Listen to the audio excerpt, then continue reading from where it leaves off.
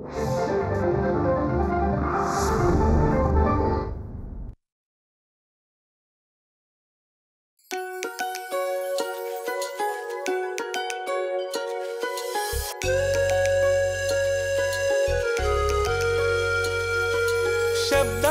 हे विश्व वेगळे, क्षणाक्षणाला साद घालते. कधी साजिरे स्वप्न सोहळे, मना मनाला वेड लावते. नव्या नव्या या वाटेवरती जगा वेगळी कथा रंगते. पदर धुक्याचा शोधित असता कवितेचे पाऊल वाजते. वाचू आनंदे, वाचू आनंदे, पुस्तकातले अंतरंग हे वाचू स्वानंदे, वाचू आनंदे. नमस्कार. वाचू आनंदेच्या या भागात सगळ्या रसिक वाचकांचं मनपूर्वक स्वागत. आज आपण ज्या लेखिका कवयित्रीचं साहित्य वाचनासाठी घेणार आहोत त्या लेखिकेबद्दल सांगायचं झालं तर प्रखर स्त्री विश्व त्यांनी कवितेतनं उलगडलं. वेणा या त्यांच्या पहिल्या कविता संग्रहातनं त्यांनी स्त्री विश्वाचे वेगवेगळे कंगोरे आपल्यासमोर मांडले. एवढंच नाही तर त्याबरोबरच स्त्रीवादी साहित्य निर्माण करण्यामध्ये आणि स्त्रीवादी साहित्याकडे एका वेगळ्या नजरेने पाहण्याकडे त्यांचं एक खूप मोठं योगदान आहे. त्या लेखिकेबद्दल जाणून घेताना जर ते तिच्याच तोंडून जाणून घेतलं तर जास्त छान नाही का? म्हणजे अनुभवात ना आलेले बोल हे आपल्याला जास्त भावतात आणि म्हणूनच त्याच कवयित्रीला, त्याच लेखिकेला आज आम्ही या कार्यक्रमात आमंत्रित केलेलं आहे. त्या म्हणजे सिद्धहस्त लेखिका कवयित्री नीरजाताई. नमस्कार. नमस्कार. तुमचं स्वागत आहे या कार्यक्रमामध्ये. आणि त्याचबरोबर तुमच्या साहित्याचं वाचन करण्यासाठी आपल्याबरोबर आज सुप्रसिद्ध अभिनेत्री सुहिताताई थत्ते सुद्धा आहेत. नमस्कार. खरं तर एखाद्या साहित्यिकाबद्दल बोलताना त्यांची लेखन शैली असेल, त्यांचं लेखन वैशिष्ट्य असेल, याबद्दल आपणही अभ्यास करत असतो किंवा वाचता वाचता आपल्यालाही बरंचसं काही पैलू त्यांचे कळत असतात. मात्र एका लेखिकेलाच मला हा प्रश्न विचारायचा आहे की स्त्रीवादी साहित्य आपण नेहमी म्हणतो की तुमच्या हातनं बरंचसं स्त्रीवादी साहित्य घडलेलं आहे. तशा अनुषंगाने तुमच्या कविता आलेल्या आहेत, लेखकथा आलेल्या आहेत आणि आता नुकतीच एक कादंबरी सुद्धा आलेली आहे. हे सगळं करत असताना वेगवेगळ्या विषयांना हात घालणं आणि त्या विषयांचे विचार हे वाचकांपर्यंत पोचवणं, हा प्रवास कसा असतो आणि तो तुमचा प्रवास कसा झालेला आहे आतापर्यंत? खूप मोठा प्रवास आहे तो. पण माझं लेखन सुरू झालं ते कथेने. कथा पहिली लिहिली मी आणि मग त्याच्याबरोबर कविता हळूहळू लिहायला लागली. आणि एक मला नंतर जाणवायला लागलं की माझ्या कथांमध्ये सुद्धा आणि कवितांमध्ये सुद्धा बऱ्याच वेळेला स्त्री ही केंद्रस्थानी होती. आणि मला वाटतं आपण जे लिहितो, आपलं जे अनुभव विश्व असतं त्याविषयीच आपण नेहमी लिहित असतो. आणि अनुभव विश्व म्हणजे फक्त माझं, म्हणजे मी नाही, तर माझ्या भोवतीचं जे जग आहे, माझ्या भोवतीचा जो समाज आहे, माझ्या भोवतीची माणसं आहेत, अनेक गोष्टी असतात आपल्या ह्याच्यामध्ये आणि त्याचं सगळं एक प्रतिबिंब माझ्या कवितेत सतत पडत राहिलं. दुसरी एक गोष्ट झाली की माझ्या कवितांमध्ये म्हणजे केवळ माणसं नाही तर मी जे वाचत होते किंवा आपलं जे संपूर्ण एक परंपरा आहे, लेखनाची परंपरा, म्हणजे अगदी रामायण महाभारतापासूनची आपली महाकाव्य असू देत किंवा मी इंग्रजी साहित्याचा अभ्यास केला, त्या इंग्रजी साहित्यातल्या अनेक घटना, अनेक गोष्टी, अनेक पात्र ही माझी स्वतःची झाली असं मला वाटतं. आणि ती आपोआप लेखनातना, म्हणजे प्रतिमातना किंवा कधी मिथकं म्हणून माझ्या कथांना, कधी कवितांना तर खूपच यायला लागेल. आणि आता हा इतका मोठा प्रवास झालाय, म्हणजे कवितेपासून 4 कथासंग्रह आहेत, 6 कविता संग्रह आहेत आणि आता कादंबरी, आणि मध्ये मध्ये सदर लेखन चालू असतं. आणि तुम्ही म्हणालात तसं ते आहे की स्त्री ही एकूणच माझ्या संपूर्ण लेखनाचं केंद्रस्थानी आहे. तुमची नुकतीच आलेली कादंबरी, म्हणजे आतापर्यंत तुम्ही अनेक कथा लिहिलेल्या आहेत किंवा वेगवेगळ्या सदरांमधनं लेखन केलेलं आहे. कविता या तुमच्या प्रसिद्ध आहेतच, कारण काही मोजक्या शब्दांमध्ये एक खूप मोठं सार बांधणं हे खूप कमी जणांना जमतं. पण कादंबरीचा एक वेगळा प्रवास किंवा कादंबरी लेखनाचा एक वेगळा ध्यास असावा लागतो लेखकाला, आणि तो घडलेला आहे नुकताच तुमच्या हातनं. ती कादंबरी आणि त्यातला काही भाग आता आपण वाचणार आहोत. तर सांगाल त्याच्याबद्दल काय? थोडं सांगतेच, कारण मी घेतलाय तो भाग शेवटचा आहे, अगदी शेवट आहे. ही कादंबरी ह्या 2019-20 मध्ये लिहिली आहे मी, करोना काळामध्ये. आपलं हे सगळं जग आता जे बदललं आहे, विशेषतः सोशल मीडिया जो आला आहे त्याच्यामुळे सगळी जुनी माणसं एकत्र आली आहेत. आता आज आपण बघतो की आमच्या पिढीचे किंवा 60-70 75ला गेलेली लोक त्यांची जुनी मित्रमंडळी शोधत आहेत आणि एकत्र येत आहेत, गेट टुगेदर होत आहेत, रियुनियन्स हा प्रकार खूप वाढला आहे आता. तर ह्या कादंबरीची सुरुवात अशाच एका रियुनियनच्या कन्सेप्टनी होते. ही नजमा नावाची जी ह्यातली नायिका आहे ती अमेरिकेत आता स्थायिक झालेली आहे आणि ह्यांची 84ची बॅच आहे JNU मधली. आणि JNUचं बॅकग्राऊंड ह्याला JNU मधले एक आपल्याला आतापर्यंतचं असं एक चित्र आहे की JNU मधलं ही खूप विचार करणारी, वाचणारी आणि वादविवादामध्ये पण पुढे असलेली, आंदोलन चळवळीमध्ये पुढे असलेली, म्हणजे त्या काळापासून आंदोलनं करतायत, गव्हर्नमेंट कोणतंही असो दे बरोबर आहे त्याच्या बाजूने उभी राहणारी अशी ही सगळी मुलं म्हणून आपण त्यांच्याकडे पाहत होतो. तर JNUतली ही एक बॅच आहे 84ची आणि आत्ता ती ह्या फेसबुकमुळे एकमेकांना शोधून नंबर काढून नजमाला वाटतं की यावं इथे परत आपल्या देशात आणि ती दिल्लीत राहत असते त्यावेळेला आणि आता येते ती आणि तिची कल्पना अशी आहे की आपण एक गेट टुगेदर करायचं JNU मध्ये जाऊनच, आपल्या कॉलेजच्या कॅम्पसमध्येच आपण भेटायचं सगळ्यात. पण त्याआधी ती असं ठरवते की माझे मित्र कसे आहेत आता, काय त्यांचं एकूण ह्या एवढ्या वर्षांमध्ये जो एक काळ गेलाय 20-25 वर्षाचा, त्या काळामध्ये त्यांच्या बदल काय झालेले आहेत ते तिला जाणून घ्यायचे आहेत. त्यामुळे ती प्रत्येकाच्या घरी जायचं ठरवते आणि ही सगळीजण आता वेगवेगळ्या भागामध्ये राहत आहेत, देशाच्या वेगवेगळ्या भागात.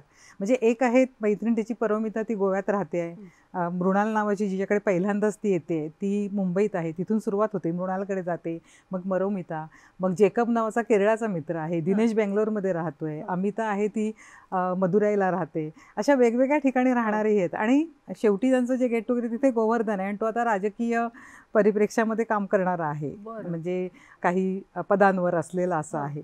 मनोहर नावाचा तिचा मित्र आहे, तो कलकत्त्याला युनिव्हर्सिटीत आहे, तो मराठी, आणि हे सगळे मराठी ख्रिश्चन अशी सगळा असा ग्रुप मिक्स आहे JNUचा. तर हा सगळा त्याचा बॅकग्राऊंड आहे आणि त्यांचं ती एकूण बघते की आयुष्य बदललं आहे. पूर्वी जो आपण सगळेजण एकत्र जो विचार करत होतो तो आत्ता तसा होत नाही आहे. ती अस्वस्थता त्या काळात होती ती आता संपली आहे कुठेतरी.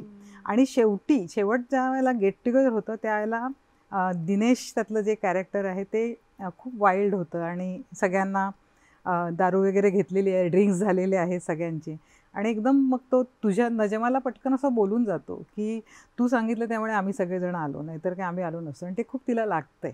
आणि हा आता जो भाग मी वाचणार आहे तो आता हा शेवटचा आहे, आता ती परत जायला, तर तसा भाग आहे. सुरुवात करूया आपण. दिनेशच्या सुरानं शांतता पसरली 2 मिनिटं. दिनेशच्या सुरानं शांतता पसरली 2 मिनिटं. पण नजमा उठली आणि म्हणाली, परोमिता सॉरी, पण तू जे आता त्याला म्हणालीस ना इट वॉज नॉट राईट. अशी आपल्या मित्राची लायकी नाही काढायची. पण नजमा तो तुला ठीक आहे ना, मला बोलतोय तो, इट्स ओके.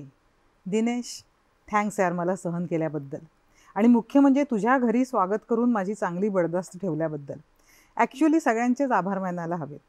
तुमच्या आयुष्याचे 15-20 दिवस मी घेतले आणि इच्छा असताना किंवा नसताना तुम्ही माझ्यासाठी ते राखून ठेवलेत त्याबद्दल. तुम्हाला कितपत आनंद मिळाला माझ्या कंपनीत मला माहीत नाही, पण मी घेतला. तुमच्या मुलांनी आणि बायकांनीही मला बराच वेळ दिला. सुनेत्रा आणि अनघा तर छान मैत्रिणी झाल्या.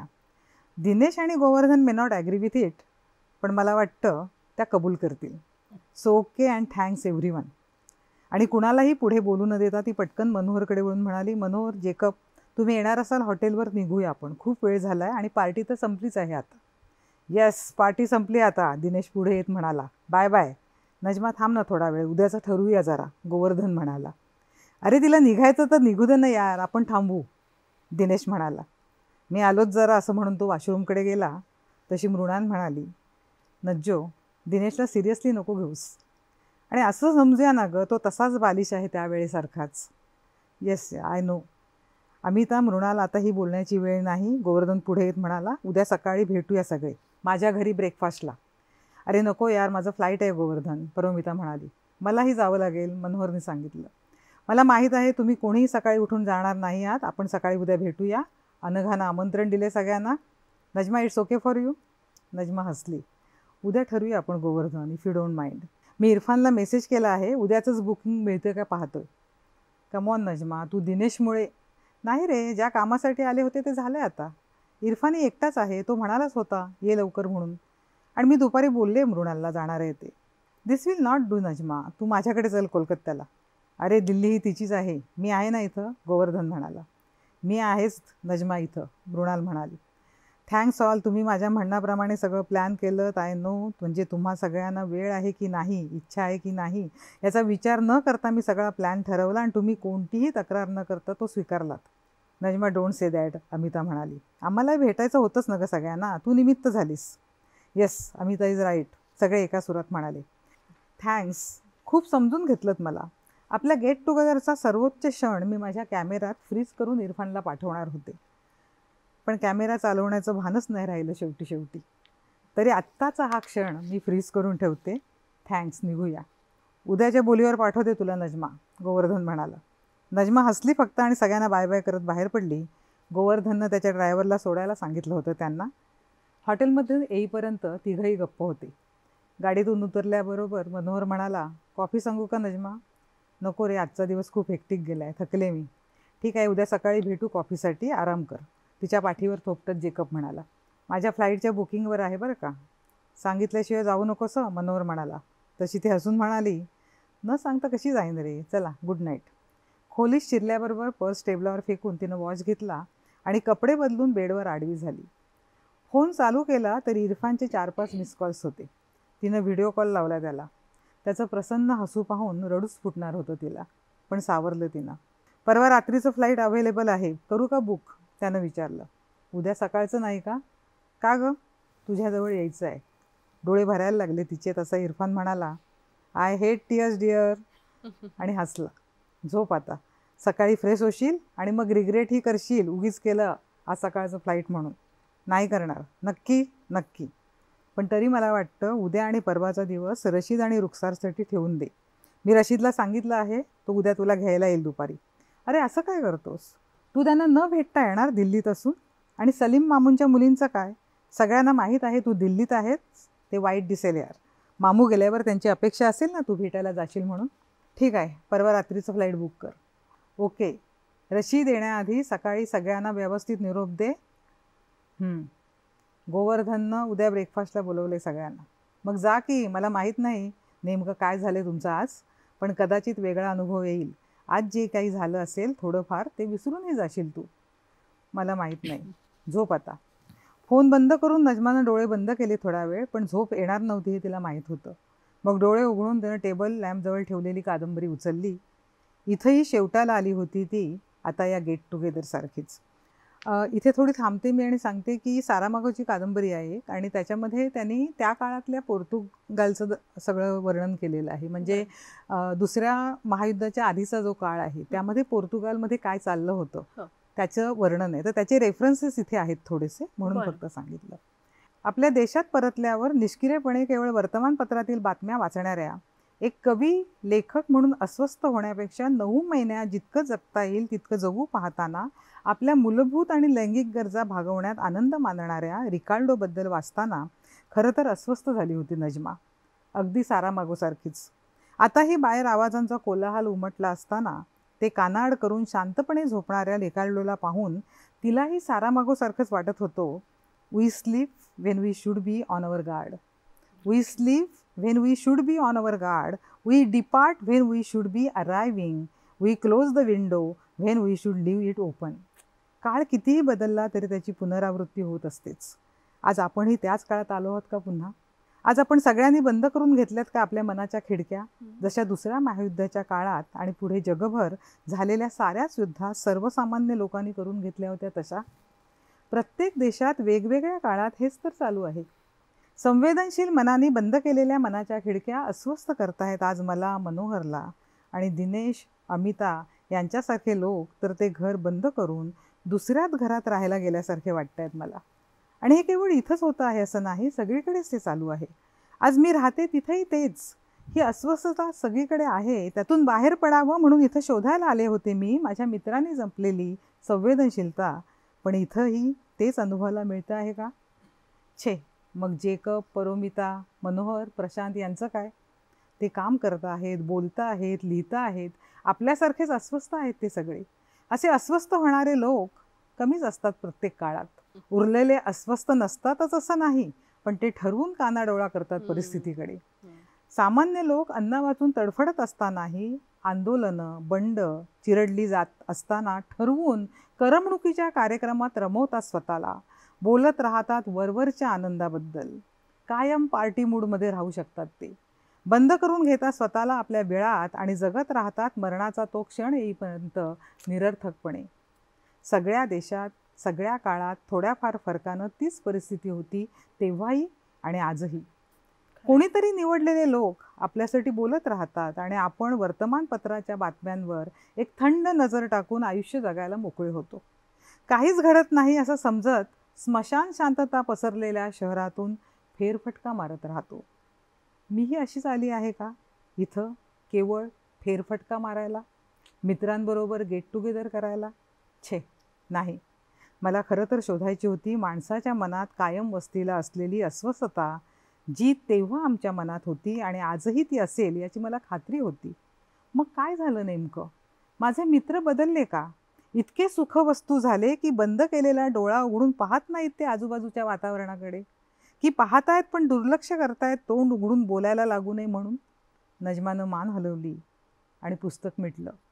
सिगरेट काढून पेटवली आणि समोरच्या भिंतीकडे पाहत राहिली ती खूप वेळ. धुराची वलय एकमेकात गुंततानाच हळूहळू सुटून फिकट होत हवेत मिसळून जात होती. आपलंही असंच होतंय का? थिजलेल्या काळाच्या खोल विवरात अडकून पडलो होतो आपण. आता या क्षणी काय प्रयत्न चालला आहे आपला? सोडून घेतोय का आपण स्वतःला या गुंतलेल्या संबंधातून, त्याचा गुंता होण्यापूर्वीच? हळूहळू सोडून घेतलं तर आठवणींची ही वलय अशीच सुटून येतील एकमेकांतून आणि विरघळून जातील हवेत. काळाच्या ओघात आजच्या दिवसाच्या आठवणीही फिक्या होत जातील, की त्या काळातल्या त्या सुंदर आठवणींवर पसून राहील ही राख आजच्या भेटीची या सिगरेटच्या राखेसारखीच. तिने 2 झुरके श्वासात ओढून घेतले आणि जळणारी सिगरेट ॲशट्रेमध्ये दाबून विझवली आणि पुन्हा कादंबरी उचलून ती त्यात शिरली. वाचू आनंदे. कुठून सुरुवात झाली एक रियुनियन आणि त्यातनं पेरला गेलेला एक विचार, म्हणजे खरोखर ही माणसाची जी अस्वस्थता आहे, मनातली अस्वस्थता आहे, तिचं किती महत्त्व तुम्ही इथपर्यंत नेऊन ठेवलेलं आहे त्या कादंबरीमधनं. खरं आहे ना? खरंच. आणि हे सगळं पाहताना ते चित्र जिवंतपणे उभं राहतं. हे खरं लेखकाची ती प्रतिभा असते. त्याबरोबरच म्हणजे कादंबरी हा प्रकार झाला आता लिहिलेला आहेतच, पण त्याआधी काही सदरांमधनं सुद्धा लेखन तुम्ही केलेलं आहे किंवा पाठ्यपुस्तकातही तुमची एक कविता अभ्यासक्रमासाठी आहे आणि तीही प्रचंड गाजते गेली अनेक वर्ष. तर त्याचाही कुठेतरी उल्लेख नक्कीच येईल या भागामध्ये. पण त्याआधी सदरांमधनं जे लेखन केलं त्यामध्ये साधारण कशा प्रकारच्या कथा लिहिल्या गेल्या आणि त्याला कसा प्रतिसाद मिळत होता? सदरांमध्ये जे लेखन झाले ते त्या वेळचे जे विषय काही हातात घेतले होते. म्हणजे माझं आत्तापर्यंत 4 बऱ्याच वर्तमानपत्रात थोडं केलं मी, पण 4 सदरं जी मी लिहिली त्याची पुस्तकं झालेली आहेत. बदलत्या चौकटी म्हणून लोकसत्ताचमध्ये मी 3 वेळा लिहिले. म्हणजे 2000 साली अरुण डिकेकर असताना माझं एक त्याला साहित्य संस्कृती सदर असायचं 2000 मध्ये, तेव्हा त्याचं चिंतनशलाका नावाचं पुस्तक आहे. दुसरं शब्दारण्य म्हणून मी लोकरंगमध्ये लिहित होते 2012 मध्ये. त्याच्यानंतर हे आता 2019 मध्ये तळ ढवळताना म्हणून पुस्तक आलं. त्याचं पूर्ण ते स्त्रीविषयक होतं त्याच्याबद्दल. आणि चतुरंगमध्येच आम्ही एक 4 पुस्तकांवर पण मध्ये लिहिलं होतं, जरा सगळ्यांनी मिळून लिहिलं होतं. पण अशी सदरं छोटे छोटे लेख माझे सतत येत असतात. आणि अनेकदा तात्कालिक नसले तर विषय असले तरी ते तात्कालिक असतात असं नाही, त्याचा खूप संदर्भ आपल्या परंपरांबरोबर असतो आणि आत्ताच्या संपूर्ण जगण्याशी असतो. तर त्याविषयी एकूण आजूबाजूचं जगणं ह्याच्याविषयी सतत काहीतरी लिहिणं होत असतं सदरांच्या निमित्ताने. तळ ढवळताना या पुस्तकातला एक लेख म्हणजे तळ स्वप्नांचा शोधावा हा आता वाचतायत सुहिताताई. उपसावे उपसावे उपसावे उपसावे आसू ओल्या पापण्यांनी, डोहातील काळे पाणी. कवयित्री इंदिरा संत यांच्या मृगजळ या संग्रहात असलेल्या उपसावे उपसावे या कवितेत आलेलं हे काळं पाणी नेमकं कसलं असतं? अनेक बऱ्यावाईट आठवणींचं, आयुष्य कळायला सुरुवात होण्याच्या वयात पाहिलेल्या काही खऱ्या झालेल्या तर काही तुटलेल्या स्वप्नांचं, जन्म आणि मृत्यूमधल्या रस्त्यावर भेटलेल्या भल्याबुऱ्या माणसांचं, त्यांच्यात गुंतलेल्या आपल्या मनाचं, की केवळ त्यांनी दिलेल्या दुःखांचं, जगताना आलेल्या दुखऱ्या अनुभवांचं नकोसं वाटणारं गाठोडं मनाच्या या डोहात आपण लोटून देतो. ते पडून असतं तिथेच कित्येक दिवस. आपल्या आत लपलेल्या इच्छा वासनांचा गाळही असाच तळाशी बसून राहत असेल कित्येक वर्ष, आणि आपल्याला त्याचा पत्ताच नसेल. बाईच्या तर अशा कितीतरी इच्छा आकांक्षा असतात ज्या ती मनाच्या तळाशी लोटून जगत असते. कितीतरी अस्वस्थ करणाऱ्या आठवणी ती लोटून टाकते मनाआड आणि बंद करून टाकते दार घट्ट. त्या साठून राहतात तळाला. मग तीही अशीच या कवयित्रीसारखी एकांतात आसू ओल्या पापण्यांनी उपसत राहत असेल त्या आठवणींचं काळं पाणी. डोहातले काळे पाणी उपसता उपसेना, तळ स्वप्नांचा लागेना. पण हे असं उपसणं वाटतं तितकं सोपं नसतंच. त्यांचा इतका मोठा ढिगारा झालेला असतो की कधी काळी बाजूला लोटलेली स्वप्न दबून जातात या ढिगाऱ्याखाली. अनेकदा विसरलीच जातात ती. अशा वेळी त्या स्वप्नांचाही तळ सापडत नाही तिला. हात घालून हा तळ ढवळण्याचं धाडस नसतं तिच्यात. मग आपली स्वप्न विसरून जाते ती. एखाद दुसरी बाई मात्र वर काढते ही स्वप्न वयाच्या उताराला लागल्यावर. त्या स्वप्नांची माळ गुंफून हातात घेते, त्यावरच फिरवत राहते आपली बोटं. आज इंदिरा संतांच्या या कवितेची आठवण झाली. ती आपल्या मनातील गाळ उपसून स्वप्नांचा तळ गाठू पाहणाऱ्या काही बायकांना भेटले तेव्हा. अलीकडेच भूतानला जाण्याचा योग आला होता. थिम्फू या भूतानच्या राजधानीतल्या एका हॉटेलमध्ये उतरलो होतो आम्ही. फ्रेश होऊन जरा रूमच्या बाहेर आले आणि एकदम खूप साऱ्या बायकांचा आवाज ऐकू आला. 40 ते 60च्या वयोगटातल्या 20-25 बायका लिफ्टमधून उतरून आपल्या खोल्या कुठे आहेत ते शोधत होत्या. मी एक दिवस जास्त अनुभवी होते या हॉटेलात. त्या शोधत असलेल्या त्यांच्या खोल्यांचे नंबर आणि मजले त्यांना सांगितले. एका दोघींना खोली उघडून देण्यात मदत केली. मग विचारलं कुठून आलात. तेव्हा कळलं कोणी नाशिक, नगर, तर कोणी कोल्हापूर, जुन्नर, पुणे वगैरे भागातून आलेल्या. प्रत्येकीच्या अंगात वेगळाच उत्साह संचारला होता. मी फक्त म्हटलं, किती उल्हासला आहात तुम्ही. मला छान वाटलं तुम्हाला बघून. सारी बंधनं थोड्या काळासाठी मागे सोडून केवळ स्वतःला यावंसं वाटलं म्हणून आलात. त्याचं सुख ओसंडून वाहतंय तुमच्या चेहऱ्यावरून. माझ्या या 4 शब्दांनीच आमच्यात पूल बांधला गेला. दुसऱ्या दिवशी सकाळी त्यांच्या ग्रुप फोटोत मी कधी शिरले ते माझं मलाच कळलं नाही. मी त्यांची होऊन गेले. पुढे जिथे जिथे आम्ही जात होतो तिथे तिथे त्या भेटत राहिल्या. काही आग्रहानं त्यांच्या ताटातलं खाऊ घालत होत्या, तर काही चिवचिवत त्यांचा अनुभव वाटून घेत होत्या. नेमकं काय कारण होतं ज्यामुळे जोडल्या गेल्या होत्या त्या माझ्याशी. त्यांचं हे असं तळ ढवळून स्वप्नांना बाहेर काढणं जाणवलं होतं मला, म्हणून की त्यांच्या अशा उनाड मनासारखं उधळण्याला मी पसंती दिली होती म्हणून, की त्यांच्या या निर्मळ निरागस आनंदात सामील झाले म्हणून. कारण काहीही असो, पण त्या क्षणापर्यंत अनोळखी असणाऱ्या आम्ही आमच्या नकळत मैत्रिणी झालो होतो एकमेकींच्या. आयुष्यातली कित्येक वर्ष आपल्या पुरुषांनी फिरायला नेलं तरच फिरायला जाणाऱ्या, तिथे गेल्या तरी नवऱ्याला मुलांना काय हवं नको ते पाहणाऱ्या, बॅगा भरणाऱ्या, घर आवरावं तशी हॉटेलातलीही रूम आवरणाऱ्या, आणि बाकी काही नाही तरी स्वयंपाक न करता आरामात 4 चवीचे पदार्थ खायला मिळतात म्हणून खुशालून जाणाऱ्या कितीतरी बायका मी पाहिल्या होत्या. माझ्याच ग्रुपमध्ये अशा नवऱ्यांसोबत आलेल्या आणि त्यांच्या सरबराईत गुंतलेल्या काही जणी मी पाहत होते. त्यामुळेच या केवळ स्वतःला हवं तसं मुक्त जगण्याचा अनुभव घेण्यासाठी आलेल्या बायका पाहून छान वाटलं. थोड्या काळासाठी मिळालेल्या स्वातंत्र्यातला हा असा आनंद साऱ्या जणी अगदी मनापासून भोगत होत्या. स्वतःला हवं ते करत होत्या, उधळत होत्या दावं सुटलेल्या गायीसारख्या. पण त्याच वेळी आपल्या या वागण्याचं स्पष्टीकरणही देत होत्या.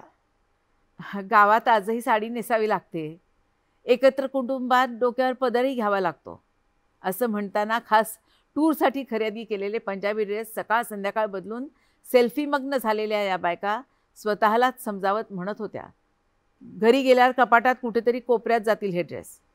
एवढे पैसे देऊन खरेदी केलेत, ते सगळं वापरायला नको का. खरंच किती छोट्या छोट्या इच्छा होत्या त्यांच्या. संसाराच्या धबडग्यात मागे पडलेल्या, तळाशी लोटून दिलेल्या अशा इच्छा, ही स्वप्न अलवारपणे बाहेर काढत होत्या त्या. कोणत्या तरी निमित्तानं का होईना, पण संस्कृतीच्या सनातन वाड्यात बंदिस्त झालेल्या या बायका पाहायला लागल्या आहेत एखाद्या कौलातून दिसणारं चांदण्यांनी भरलेलं आभाळ. वर्षानुवर्ष या सनातनवाड्यात दबला गेलेला त्यांचा आवाज त्यांना आता सापडला आहे. त्यामुळेच आता या पुरातन वाड्याच्या भिंती कोसळण्याचं स्वप्न त्या पाहू लागल्या आहेत. एवढंच नाही तर त्या कोसळाव्यात म्हणून स्वतःच शब्दांचे घण घालू लागल्या आहेत. स्वच्छ आकाशाचा इवलासा तुकडा हातावर घेऊन त्या पाहत आहेत त्याच्याकडे आणि नव्या लिपीतलं नवं अक्षर गिरवत आहेत हलक्या हातानं. आणि ही नवी लिपी घेऊन परत आहेत पुन्हा एकदा वाड्याकडे. नव्या जोमानं रंगवत आहेत वाड्याच्या भिंती नव्या अक्षरांनी आणि रेखत आहेत त्यावर स्वतःला हवं ते अक्षर. वाचू आनंदी. त्यांचं भावविश्व आणि म्हणजे स्वातंत्र्यातून पारतंत्र्यात की पारतंत्र्यातून स्वातंत्र्यात असा प्रश्न जो स्त्री विश्वामध्ये हो. नेहमी असतो, तर त्या प्रवासाला खूप छान तुम्ही शब्दांचं कोंदण दिलेलं आहे. Thank you. जसे त्यांचे लेख, कथा, पुस्तकं प्रसिद्ध झालेली आहेत, तसंच कवयित्री म्हणून तुमचं एक विशेष स्थान आहे साहित्यसृष्टीमध्ये. त्यामुळे तुमच्याबद्दल हा भाग करताना कविता तुमची कशी उलगडत जाते तेही आम्हाला जाणून घ्यायचंय. एखादी कविता तुमची वाचून दाखवाल का आम्हाला? थोडीशी ह्या आत्ता जे सुहिताताईंनी वाचलं हो. त्यालाच जोडून थोडंसं आहे असं म्हणायला हरकत नाही. बरं. कवितेचं नाव आहे फक्त तू जागी हो. बरं, हे वा. मी तिला सांगते असं. मोठी दीर्घ कविता आहे. माझं एक पुस्तक आहे त्याच्यामध्ये 5 दीर्घ कविता आहेत, त्यातली ही आहे, पण मी त्यातला थोडा छोटा तुकडा वाचते. बरं, बरं. माणसं हरवत चालली आहेत एकमेकांतून. हम्म. माणसं हरवत चालली आहेत एकमेकांतून. जगण्याची केंद्र बदलत आहेत वेगानं. फिरतो आहोत आपण आपल्याच आसाभोवती भेलकांडल्यासारखे. स्वप्न पडतात भयानक विश्वांताची. कोलगेटचा तोंड भरून काढलेला फेसही आणत नाही पुन्हा परत जिभेची गेलेली चव. हम्म. ती बाई कशी काय झोपू शकते गाढ. ती बाई कशी काय झोपू शकते गाढ या कांठाळ्या बसवणाऱ्या ग्लोबलायझेशनच्या आवाजात. माझ्या मनात चाललेल्या स्फोटांच्या अखंड मालिकांचा आवाज ऐकू येत नाही का तिला. माझ्या मनात चाललेल्या स्फोटांच्या अखंड मालिकांचा आवाज ऐकू येत नाही का तिला, की जाणून बुजून घेते आहे ती सोंग निवांत असण्याचं. तिला उठवायला हवं या ठार झोपेतून. तिला उठवायला हवं ह्या ठार झोपेतून. माझ्या मनात चाललेल्या स्फोटांचा आवाज पोचायला हवा तिच्यापर्यंत. या शहरात राहायचं असेल तर नाही घेता येणार सोंग निवांत झोपेचं. प्रश्न पडायलाच हवेत तिला माझ्यासारखे. बाई नको करू एवढं लहान तुझ्या भोवतीचं जग. बाई नको करू एवढं लहान तुझ्या भोवतीचं जग, की दिसणार नाही त्यातून पुरुषाचं सनातन सत्ताकारण. जागी होऊ नये ग्लोबलायझेशनचा गलबला. तुझ्या शोषणाचे नवे नवे मार्ग शोधताहेत ते आता तुलाच मॉडेल करून नव्या जगाचं. तुला बनवलं जातं आहे अत्यंतिक क्रूर. तुला बनवलं जातं आहे अत्यंतिक क्रूर आणि पेटवून युद्ध बायका बायका ते निवांत सोडत राहतात धूर पेटलेल्या बायकांच्या सुरनळीतून. बाई अंत्ययात्रा निघाले आहे आपल्या भविष्याची. त्यात सामील करण्याआधी तुला जागी हो तू. माझ्या हातातला आशेचा दोर कापला गेलाय केव्हाच. माझ्या हातातला आशेचा दोर कापला गेलाय केव्हाच. तूच हातात घे आता हा अवाढव्य पृथ्वीचा गोल गरगरीत पतंग.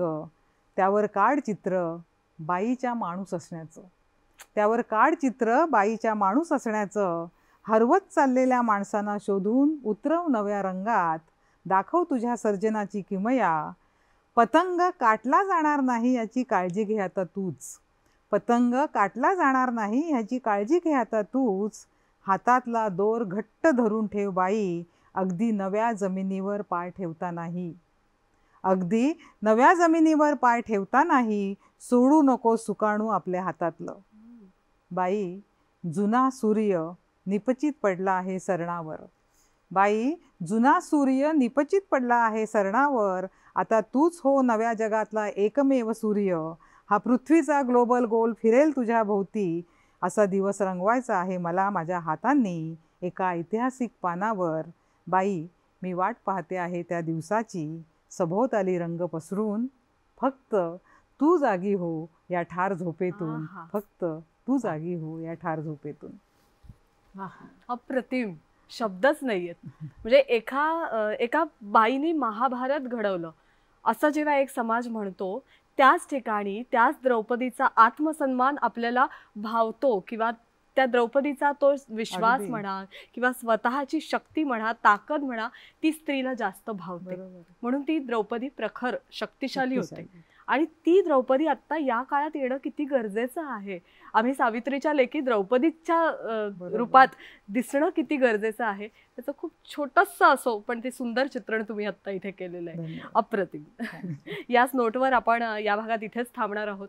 तुम्ही दोघीही गेल्या काही भागांपासून आमच्या बरोबर आहात.